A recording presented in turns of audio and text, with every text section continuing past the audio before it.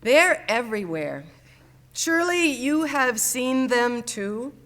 Those boxes we are so often asked to check off, tucking our identities into the contained space of categories meant to help others and the data systems they manage to know who we are.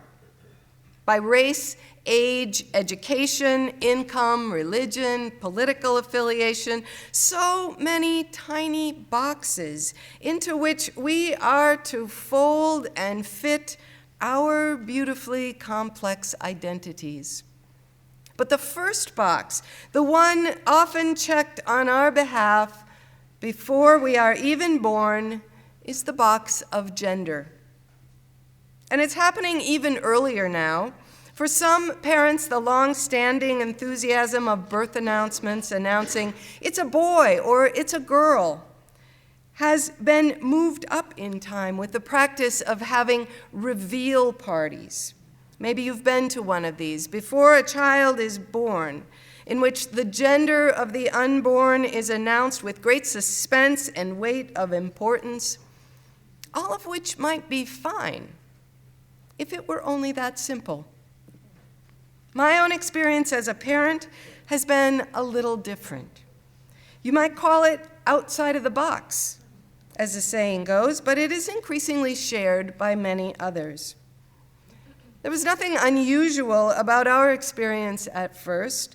Like many in our generation, my husband David and I were told the gender of our child months before the birth by an ultrasound technician who said we were having a boy, despite the fact that we had not asked and did not feel a need to know. So we continued decorating the baby's room in pinks and blues both, and when my mother asked if she shouldn't leave the pink out of the quilt she was making for the crib, I said, definitely not. For although David and I followed some traditional gender stereotypes ourselves in our basic activities, preferences, and expression, there were plenty of ways in which we broke out of those roles. Because we didn't believe in letting gender have the last word about who we were and what we did. And we wanted the same freedom for our child. As it turned out, though, in the early years of our child's life, we discovered we had much to learn about what that freedom really meant. For as our beloved son, whom we then called Charlie, grew from an infant to a toddler, and as we tried to make room for them to show us who they really were, at almost every turn, our child showed us a very feminine way of being Charlie. They had no interest in balls or trucks or roughhousing of almost any kind. They preferred books and dolls, a toy kitchen, peer girlfriends. At age 4, they were posing coquettishly in dance class photos and sashaying through the house in a pair of ruby slippers.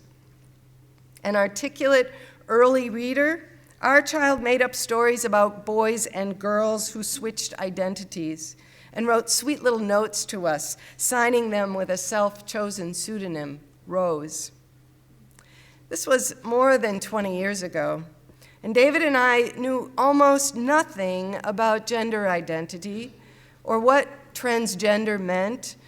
And no one we knew at the time was talking about being queer as anything other than the slur it had been for gay people when we were growing up.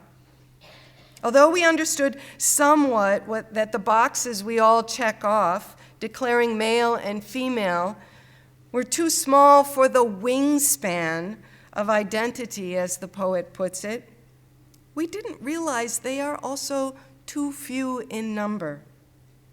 For those of you who want to learn more about this, and I hope that will include many of you, please stay after the service. For the workshop Kat will be leading on gender, equity, compassion, and justice for all genders, the Gender 101 workshop that will happen here at 12:30. It's free, open to all, and a simple, accessible way to learn about the role gender plays in all of our lives. But for now, I'll offer just this quick overview, hoping to open up those gender boxes and unpack them a little bit.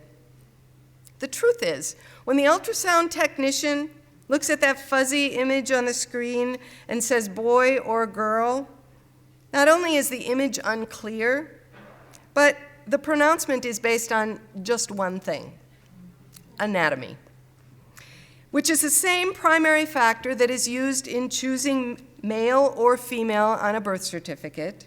And that birth certificate later in life will determine the gender on our driver's license and our passport and so many other things.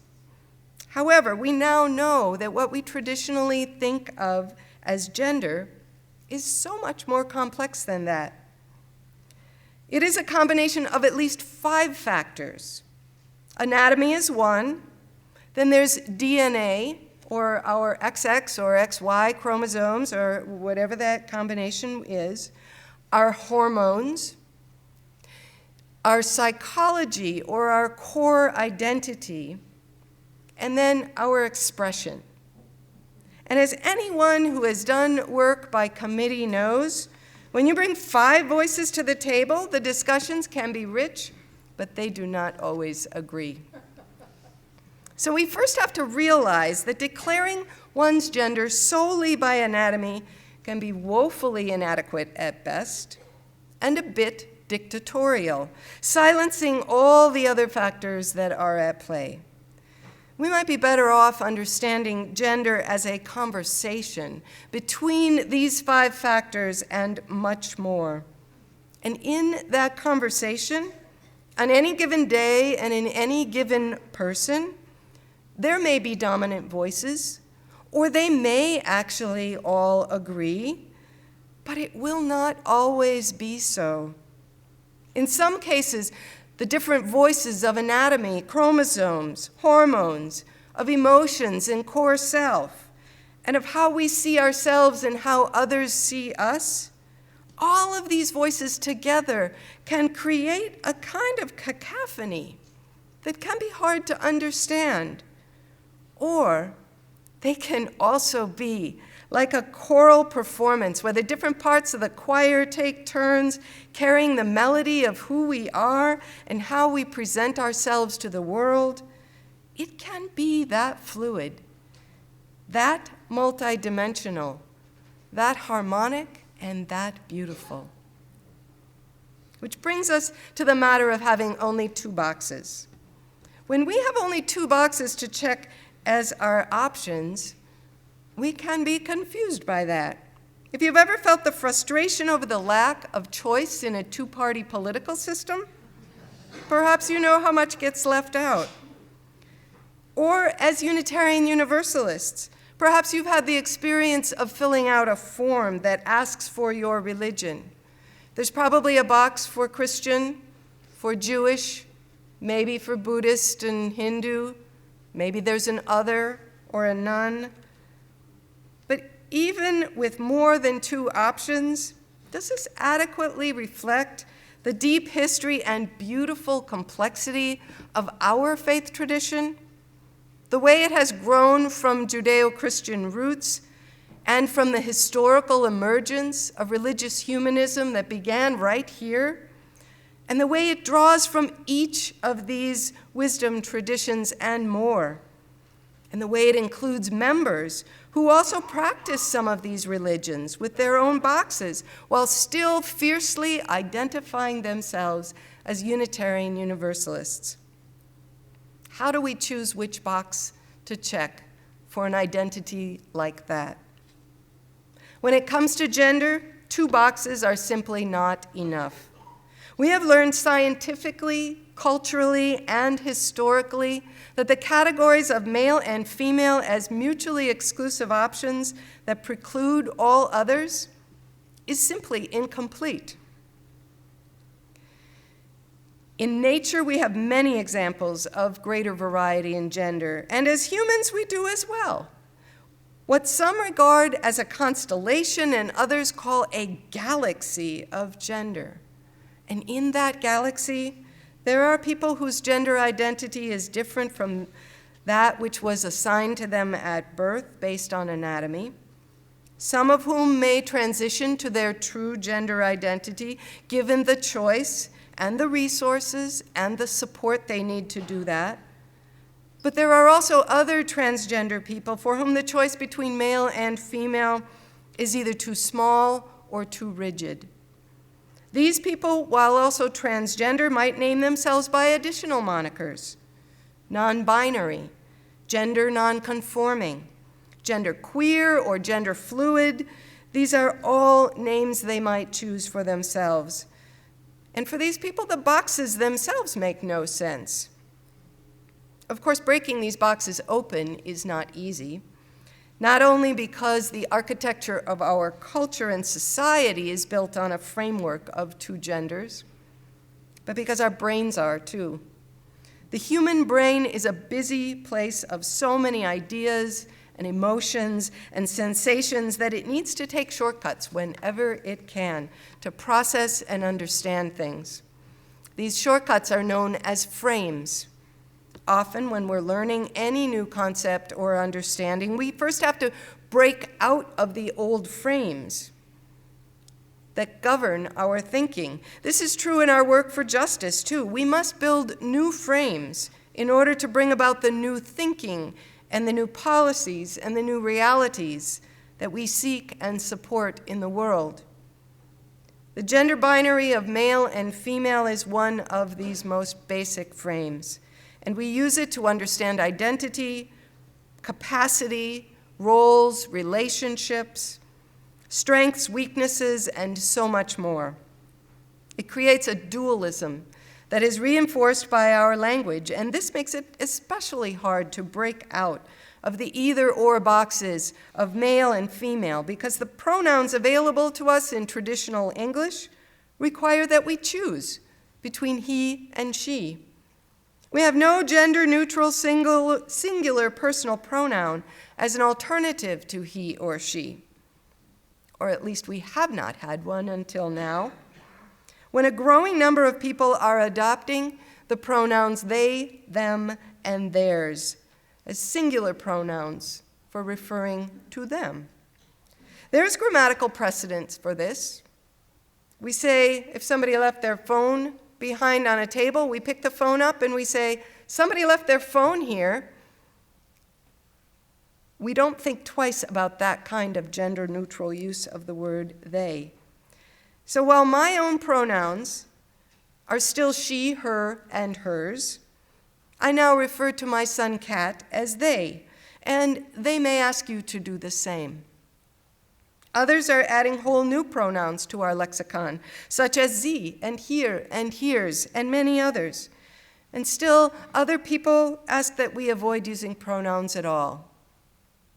Why would we do this? It can be challenging. It can be uncomfortable. Some of you may be shaking your heads, if not visibly, inside. I have heard no shortage of objections over the matter of gender and personal pronouns from some of my favorite authors, as well as some of my own family members, who have told me point blank, with varying degrees of sensitivity, no, I can't do that. It's too awkward, they say. Or, I love language too much to do that. Really? I'm a writer. I love language too. And I especially love the way it is meant to grow with us, to adapt to new understandings, to break open the boxes of grammar and glossaries when they become too small for who we are and who we are becoming. If there is a sacrifice to be made regarding gender, we might do well to begin with sacrificing our rigid attachment to old linguistics that no longer serve our knowledge and experience of life's true and beautiful diversity and fluidity. Giving up our comfort with the way we're used to speaking and being willing to learn new ways of speaking that make room for each of us to show up and be seen for who we really are. We are, many of us, trying to learn these new ways, asking people what their pronouns are, even if we think we know. Saying what our pronouns are when people ask us, even if we think they should know. Stopping with our assumptions, as the poet says, trying to break our old habits of seeing and knowing and speaking in the dualistic confines of he and she, boys and girls, men and women, male and female. This is a beautiful, if sometimes awkward, effort and unfolding. But it is more than that, too. The breaking open of the boxes of gender is not just a grammar lesson in new pronoun usage, nor is it a mathematics lesson adding new personal options for identity and self-expression, although these would be cause enough for us to do it. This is a gravely important call for justice aimed at ending oppression, discrimination, humiliation, violation, and violent assault. Make no mistake. The work to expand our notions of gender and our embrace of gender diversity and fluidity is for many in the queer and transgender community a matter of life and death. It's true.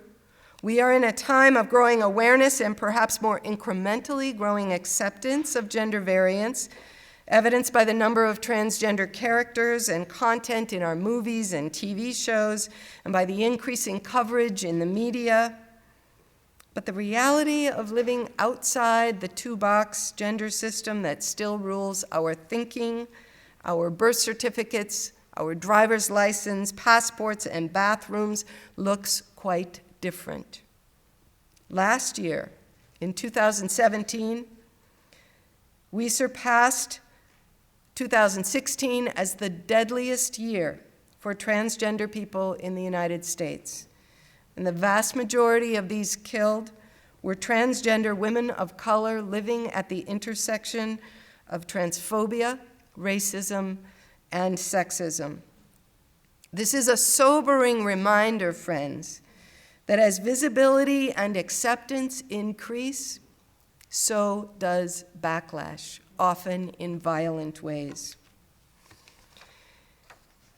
A large national survey of transgender people in the United States in 2015 offered this wider picture of transgender experience in our country.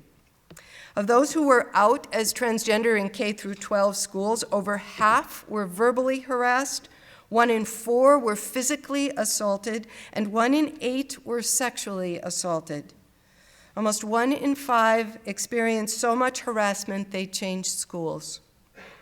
Of those in the workforce, 1 in 3 reported just in the previous year being fired or denied a promotion or experiencing other workplace harassment or assault because of their gender identity. Almost half of all respondents reported being sexually assaulted at some point in their lifetime. 40% have attempted suicide in their lifetime, a rate 9 times higher than the average population. 1 in 12 who were out with their family of origin had been kicked out of the house, and 1 in 10 ran away from home. And of great relevance to us as a gathered community of faith here, 1 in 5 of those surveyed who had ever been part of a religious or spiritual community left because of rejection. Remember, these are not just numbers. They represent real people, real lives, and the daily experience of almost 1.5 million transgender people in the United States. And the story they tell of rejection and alienation, the discrimination and abuse and assault, is a troubling reality for those who don't fit neatly into the gender boxes assigned to them at birth. Being transgender carries high stakes for safety, for education, employment, and the most basic sense of belonging, so critical to our human well-being and our understanding of who we are and who we are called to be. What then are we asked to do as Unitarian Universalists, as people in a covenantal faith tradition committed to radical hospitality, to justice, and to love. There are 3 covenants to keep us engaged in the work of love, writes Mark Nepo in the reading we heard earlier. It is not the work of love to change others or force their growth in our direction.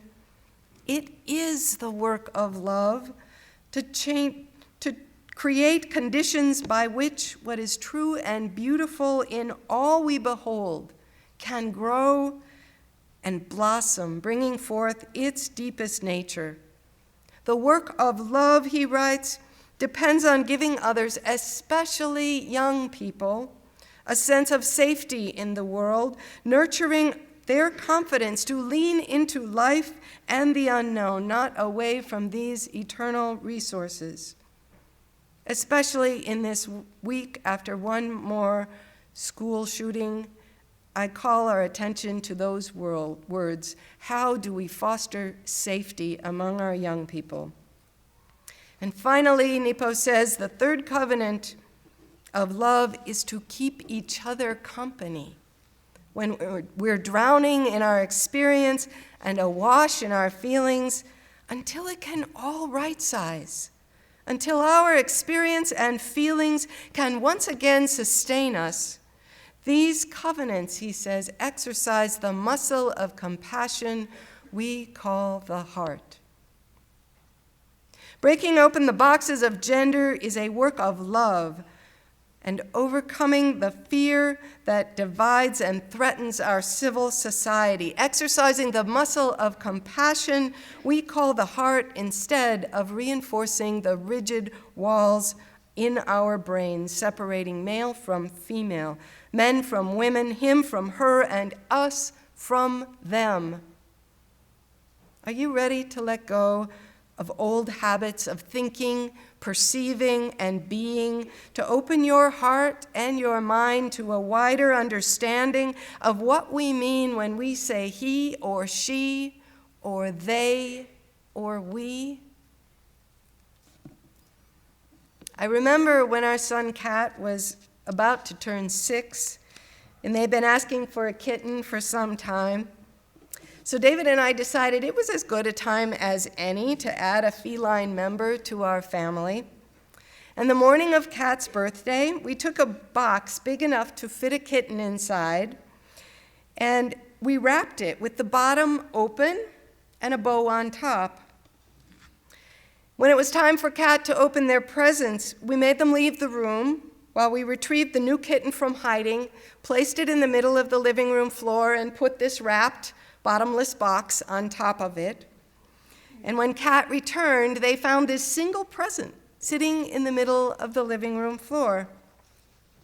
But before Kat got close enough to pick it up, the box began to move. And Kat stepped back, wide-eyed and astonished. The box shook a little bit and shivered and shifted this way and that. Go ahead, we said. It's okay, pick it up. And when Kat did, it's hard to say who was more surprised, the kitten or the child. Regarding each other in that moment, box thrown aside, each of them beautifully present to the other, limber, alert, and so alive in the moment of true encounter. This, my friends, is what we are all invited to do today. To meet one another without the boxes that conceal and constrain us, to see beneath the categories that divide us not only from one and another, but from the greater wholeness we each carry within. And to enter the living, loving movement of our hearts and minds and identity. To say to one another, and really mean it, Namaste. The sacred in me sees the sacred in you. So may it be.